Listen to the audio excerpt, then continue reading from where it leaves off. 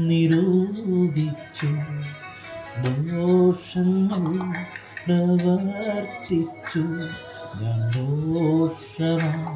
നിരൂപിച്ചു ദോഷങ്ങൾ പ്രവർത്തിച്ചു എങ്കിലും കനിഞ്ഞു നീ എങ്കിലും ക്ഷമിച്ചു നീ